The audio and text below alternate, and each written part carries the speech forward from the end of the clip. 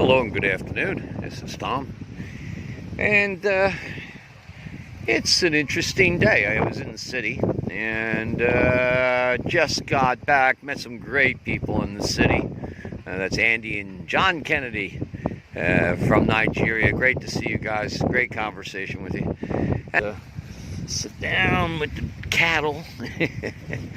And yeah, this is the Cambodian countryside, man. It's just wide open, you know. It's just so beautiful here. Boy, oh boy. I'll tell you, you know, my comrades in the United States, please come out. Come out to Siem Reap.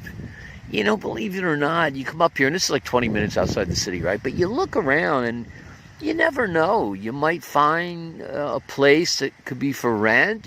There's so many small places, and when I do look for places, even when I was in Thailand, I never went to a real estate agent, or very seldom.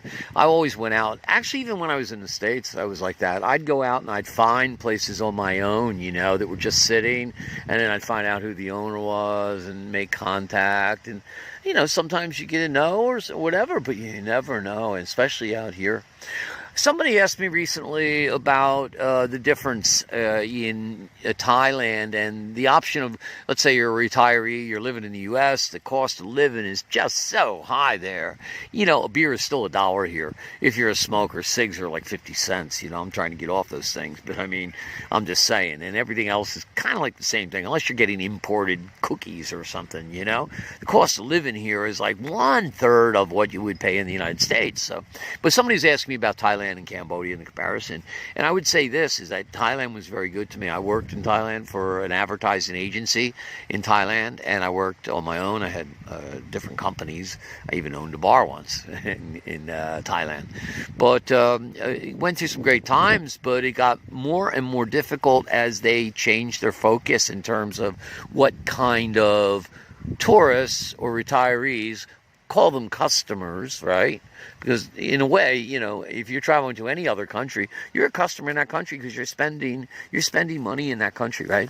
So, you know, in Thailand now, here's the latest on the visa requirements. For a retiree, you can retire over 50. Here in Cambodia, it's 55, but there it's over 50, right? And but to do that, you have to have $800,000, or excuse me, 800,000 baht, which is the equivalent of $22,800. 2 months before you apply for visa, that has to be in the bank account. The bank has to give you a letter saying it's there. That money has to stay in for 3 months before you can only take up to 400,000. So $11,000 has got to stay in a Thai bank account for your term here. And in addition, you've got to prove 65,000 baht. 65,000 baht per month you got to prove, which is $1,800, which is just about what some people are getting on Social Security.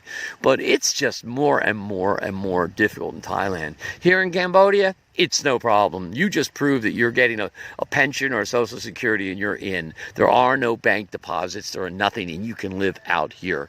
Is it any wonder why I'm excited about talking to people about coming out here? Because they just don't know. Listen, you know, every day if I want to go in the city and have fun, I can do it. It's not like, you know, Mardi Gras here. If you're looking for big-time action, you're not going to find that out here. But boy, it's a good lifestyle, and you can always find fun. There's always something to do. There's all kinds of hangouts in the city. Tonight will be live music. I don't go out that much. I love it being out here. So anyhow, I'm just going to close, but I will get out and show more videos of the nightlife, I promise.